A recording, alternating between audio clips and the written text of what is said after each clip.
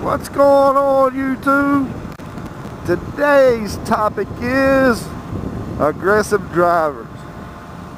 Here's something I've been noticing a lot on my GSXR. Well, not necessarily my GSXR, on my bikes in general. Every time it seems like I get on a bike and somebody gets behind me, guys, I can be running 65, 70 mile an hour. And I honestly don't think it would matter if I was in a 35 mile an hour speed zone. Which, don't get me wrong, I don't run no 60 or 70 mile an hour in a 35 speed zone. Because usually in that type of speed zone, you've got children present, and let's be honest, nobody wants to hurt a kid. So that's something I would never do. Never want to do anyway. So with that being said,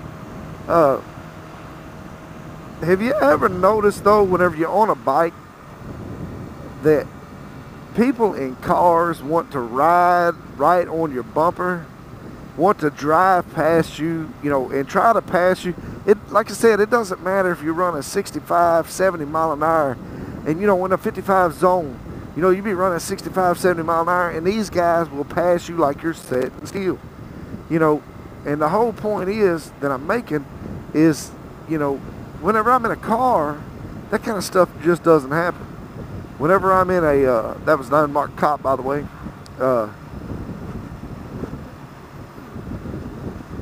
Whenever I'm in a car, that just doesn't happen. I get out on the road, I run 55 mile an hour, somewhere around in that area. And cars just don't pass you. They don't want to go around you. But I could be running 70 mile an hour, no problem, and people want to pass me left and right. Now let's be honest, guys. You're on a super sport, you don't have to let that happen. But the roads I travel, there's a lot of police officers on quite often, especially on my commute to and from work.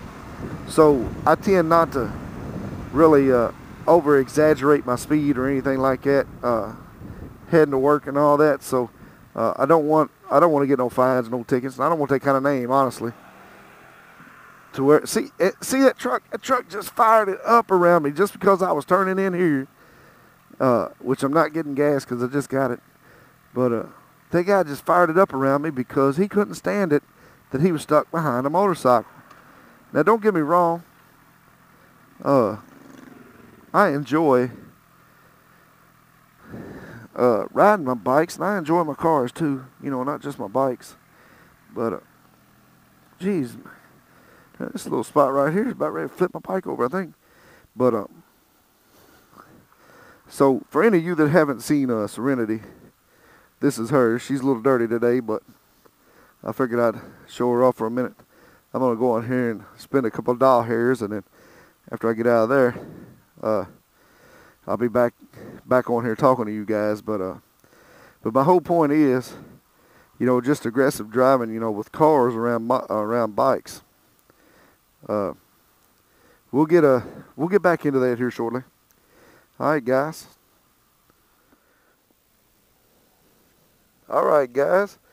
I'm back, and being that I'm standing here next to Serenity, let me show you what I've been working on my bike, and then we'll get back into the topic. And I'm kind of breathing heavy because it is smoking hot, and I'm in my jacket and gloves and all that, so it is hot. I have been working on my chicken strips. Where they were at about a month ago was about in this area, up here about the top of my finger, and now I've got them down to there.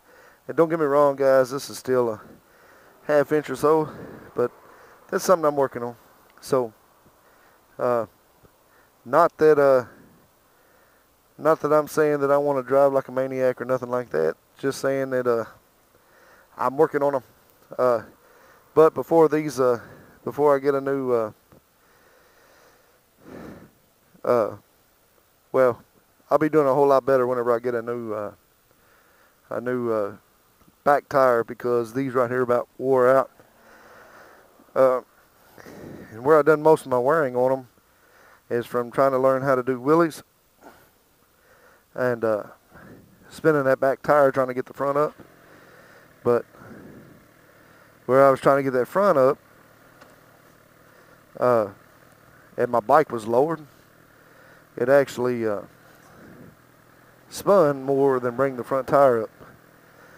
And I don't know, like I said, it may just be simply because I had it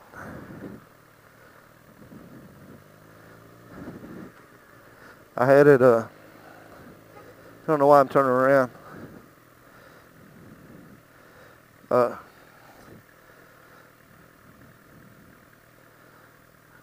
had the rear end lowered 2 inches in the front, lowered 1 inch, and I think that's the main reason why kind of threw off my center of gravity a little bit. But now the front end comes up so much easier. Comes up so easy it scares me. So anyway, oh, look at there, another little po-po.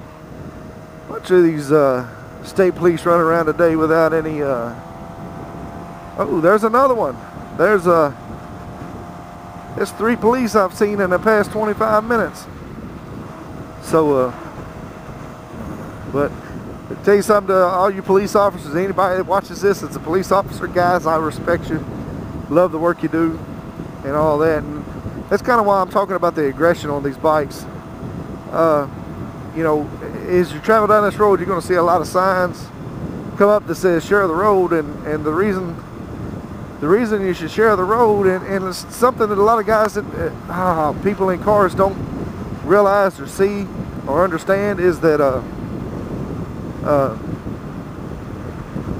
when you're riding behind a bike and you're only a few inches away from a bike, and whenever I say a few inches, I'm talking, you know, 6 or a foot away from them. I just hit my kill switch. Oh, that's just too funny. Hit my kill switch when I was coming up to the stop. So anyway, but when you're following a bike, you know, a foot, maybe 2 foot away from them, if something could happen, you know, even 5 or 10 feet. I mean, let's be for real. You know, 5 or 10 feet away from one of these bikes. If you're behind me and I hit a nail or something in the road and have a blowout, and geez, man, I had something hit me in the shoulder right there. Whenever I passed them trucks, that, man, hit me right in the collarbone. I don't know if it was a rock or what. It felt like it about broke my collarbone. So, but if you're following one of these bikes, you know, and you're 5, 10 feet away, and say you're behind me and I have a blowout, well, don't get me wrong, I don't consider myself totally inexperienced on bikes, but the most experienced people in the world, if they have a blowout on a bike, they can lose their bike. And if you're riding, you know, 10, 15 feet behind them, and they have a blowout and they go down and you're in a car, you can't stop.